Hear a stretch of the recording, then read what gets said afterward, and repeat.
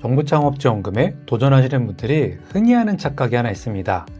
그건 바로 여러분이 작성한 사업계획서를 심사위원들이 꼼꼼하게 살펴볼 거라는 착각이죠.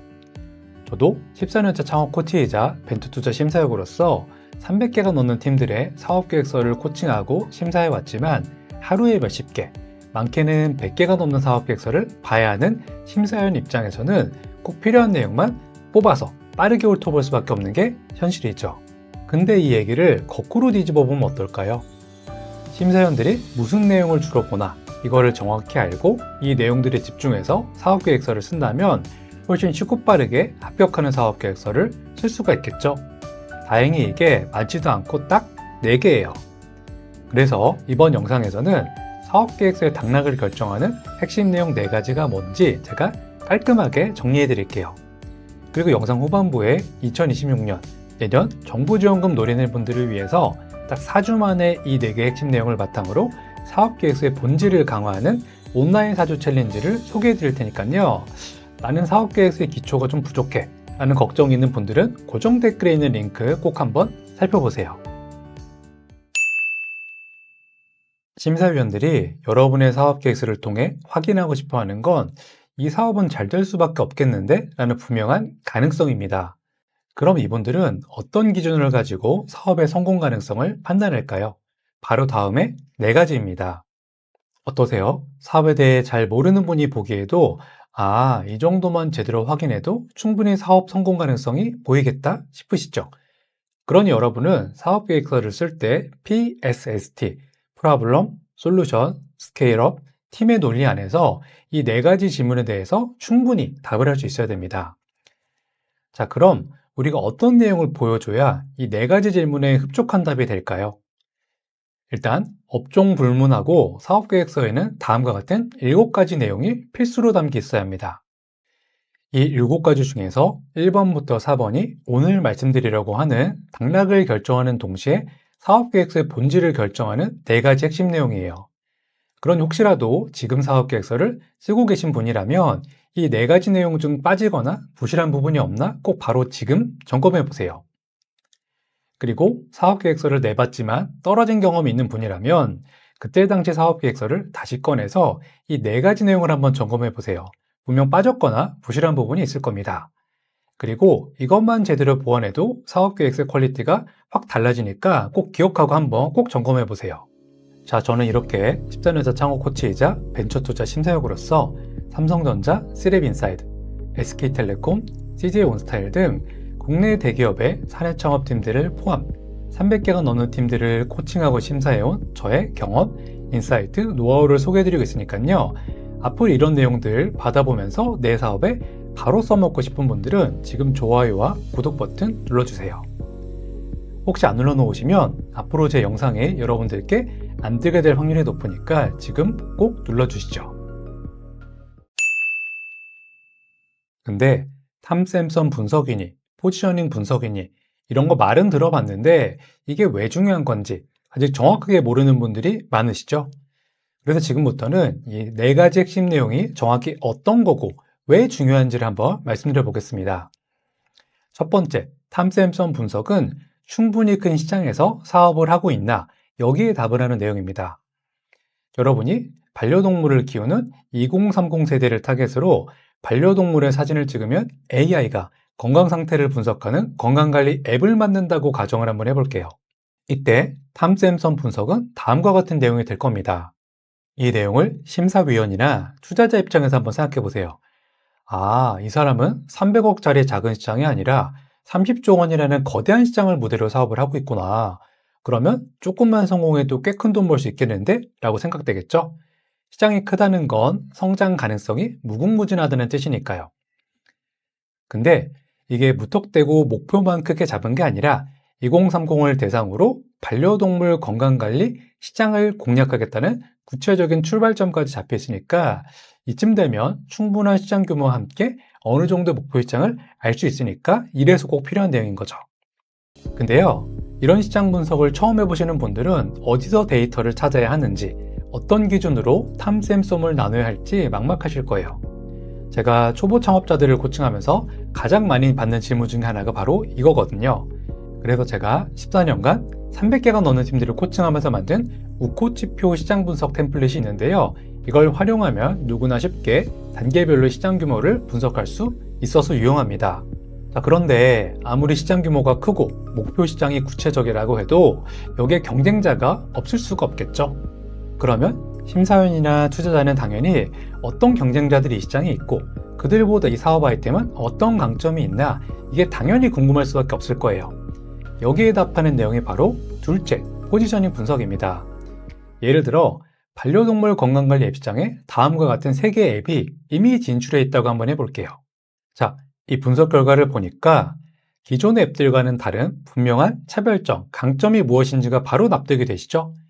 이 포지셔닝 분석이 사업 계획서에 반드시 포함돼야 하는 이유는 심사위원이나 투자자들이 이 앱은 기존의 앱들의 빈틈을 정확히 파고들었구나, 확실히 기존 앱들보다 강점이 있는데? 라고 느끼게 만들기 위해서예요.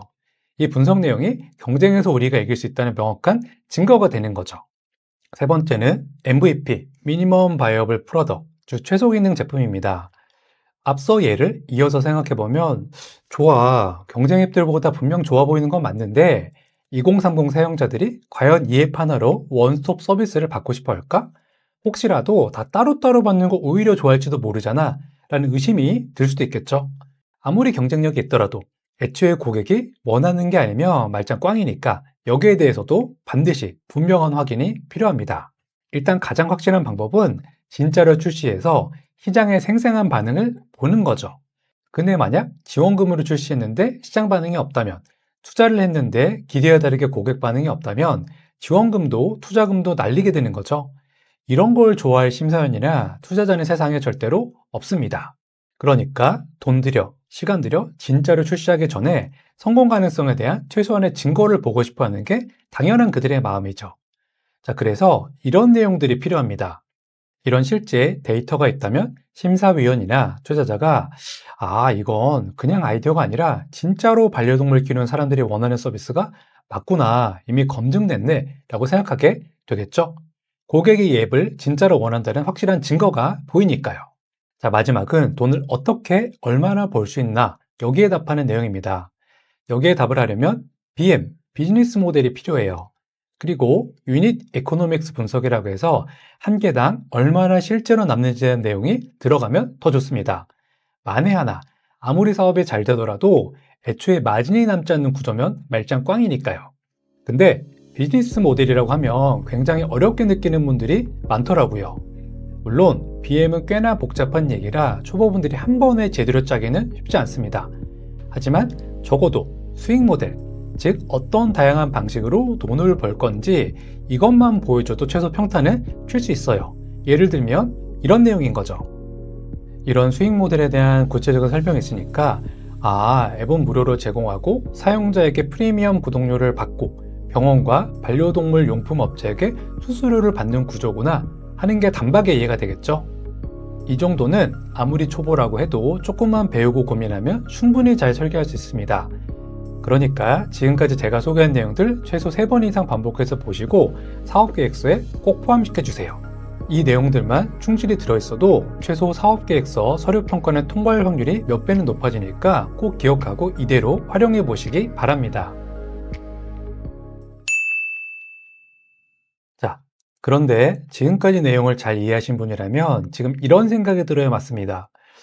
사업계획서라는 게 단순히 문서를 잘 쓰는 문제가 아니었네?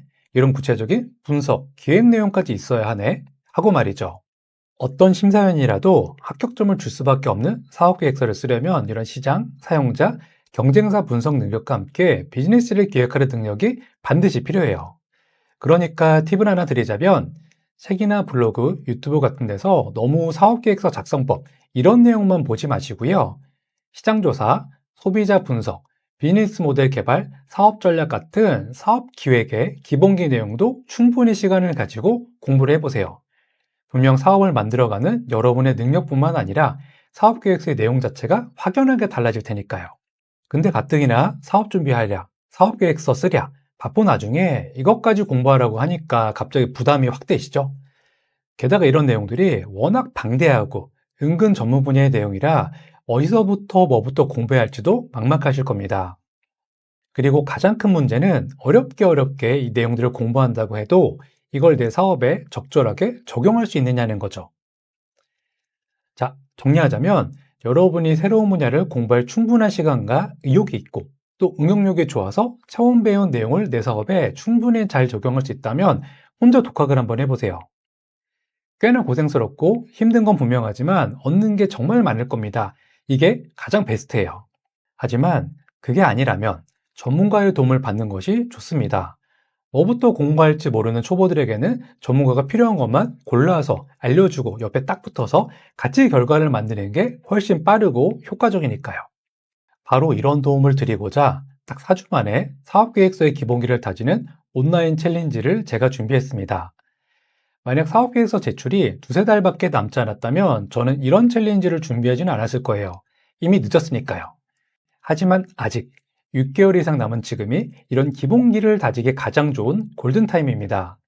그래서 이 골든타임에만 이 챌린지를 한정적으로 진행하려고 해요. 자, 이 일석이조 4주 챌린지는 크게 3가지 장점이 있습니다. 첫 번째로 초보자들이 단계 따라오기 쉽게 되어 있다는 점이에요. 그것도 사업계획서의 근본 논리인 PSST, 즉 Problem, Solution, Scale Up, 팀에 맞춰서요. 이 흐름에 맞게 제가 14년간 여러 창업팀들을 코칭하면서 개발한 우코치표 실습 템플릿을 매주 드릴 텐데요. 함께 제공되는 예시를 보면서 이 템플릿에 맞춰 내용을 하나하나 작성하다 보면 앞서 소개드린 4개의 핵심 내용을 쉽지만 확실하게 작성할 수 있습니다. 두 번째로 매주 3시간씩 진행되는 모든 강의는 온라인이지만 라이브로만 진행됩니다. 그래야 궁금한 건 바로바로 묻고 할 수 있겠죠. 초보자분들은 내용을 듣고 한 번에 이해가 안 되는 경우가 많으니까 이미 녹화된 강의보다 이쪽이 훨씬 효과적일 거예요. 하지만 이번 차수까지만 라이브로 진행하고 앞으로 진행된 챌린지는 녹화 강의로 대체하려고 합니다. 그러니까 기왕이면 이번에 신청하시는 것이 여러 가지로 이득이 많겠죠? 세 번째 장점은 1대1 코칭을 선택해서 받을 수 있다는 점입니다. 아무리 템플릿이 잘 돼 있더라도 내가 작성한 내용을 전문가가 봐준다면 훨씬 빠르게 내용을 업그레이드 할 수 있겠죠? 그래서 이런 분들을 위해 1시간씩 총 4회 1대1 밀착 코칭 프로그램을 따로 제공하려고 합니다. 줌과 구글 드라이브를 활용해서 온라인으로 여러분이 작성한 내용을 저와 함께 수정하면 정말 단기간에 여러분의 사업 계획서를 퀄리티업 할 수 있습니다. 다만 제가 정말 한 분 한 분 시간 들여 준비해서 이 코칭을 진행하는 만큼 많은 인원을 받지는 못하고요. 선착순 3분만 모집하려고 합니다. 자, 여기까지 들으신 분들은 강의도 라이브로 진행하고 템플릿까지 준다면 이거 꽤 비싸겠네 싶으시죠? 하지만 아직 매출이 없는 예비 창업자, 초기 창업자분들이 주 대상이니까 가격도 최대한 낮게 잡았습니다. 물론 불만족 시에는 100% 환불도 당연히 해드릴 거고요. 이 사업계획서 4주 챌린지에 대한 자세한 소개는 이 영상의 고정 댓글에 있습니다. 인원이 차면 바로 마감할 거니까요. 사업계획서 본질 강화에 골든타임을 놓치고 싶지 않은 분들은 지금 서둘러서 신청해주세요. 오늘 제가 말씀드린 사업계획서의 핵심 내용 4가지는 정리하자면 다음과 같습니다. 오늘 제가 소개해드린 내용들 꼭 최소 3번 이상 보시고 잘 이해하셔서 앞으로는 알맹이가 빠진 사업계획서를 쓰는 일이 더 이상 없으셨으면 좋겠습니다. 그럼 저는 더 좋은 영상으로 다시 찾아뵙겠습니다.